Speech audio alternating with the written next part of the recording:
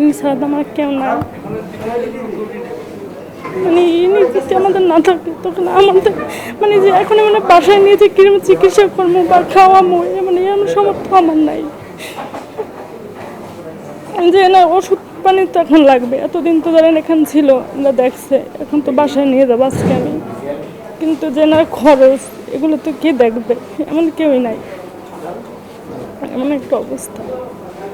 আর যে এনার যে আত্মীয় স্বজন ধরেন এরা তো তেমন একটা না, যে আমার বড় বাসুরে উনি অটো চালায়, তারও দুটো ছেলে মেয়ে আছে।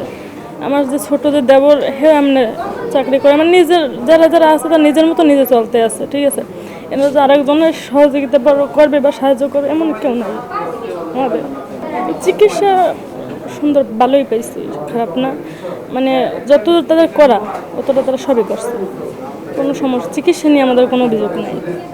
মানে আমার স্বামী মানে এখন যে অবস্থা আছে, মানে যে উনি কবে সুস্থ হবে বা কর্ম করে আমাদের খাওয়াতে পারবে এমন তো কোনো নিশ্চয়তা নাই।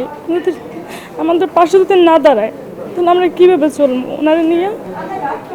যার কারণ আমরা একটা ছোট একটা মেয়ে, ওটা তো একটা লেখাপড়ার একটা বয়স এখন, আর এনার এখন আমি যদি নিজে ওনারা দেখতে চাই তাহলে আমি তো নিজে কিছু করতে পারবো না। আমার শাশুড়ি হেও তো অতটা হারে দেখতে পারবে না, কারণ হ্যাঁ নিজের একটু অসুস্থ, তো বয়স হয়ে গেছে না। আর এই এত বড় একটা ভারী মানুষ একার পক্ষে দেখা তো সম্ভব না, যে আমি তার কাছে রাখিয়ে দিব সে দেখবে বা আমি কিছু করবো এমন কোনো আমাদের নাই। বিজয় মিছিল হয়েছে তার আগে থেকে কয়েকবার গেছিল, ওই দিন উনি গেছিল। এইটা হচ্ছে 4:30টার দিকে গুলি খেয়েছে বাড্ডা থানা সামনে। আর ও জায়গা থেকে ওনারা নিয়ে আসছে জায়গা ছাত্ররা, আমরা কেউ ছিলাম না। আমরা জানতাম যে উনি গেছে, কিন্তু উনি গুলি খাওয়ার পর আমাদের কাছে ফোন গেছে একটা গুলি, মানে এই সাইড দিয়ে লাগে এই যে সামনে দিকে কপালের দিকে বের হয়ে গেছে। এই জন্য যে এই জায়গার যত ছিল ওগুলো সব নষ্ট হয়ে গেছে, ওগুলো কাইটা তারা ফেলাই দিয়েছে।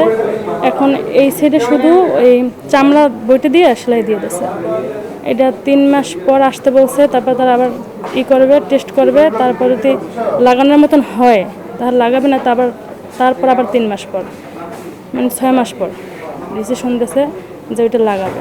আর ওটা লাগানোর জন্য আমাদের টাকা পয়সা জমা দিতে হবে, ওটা বলছে।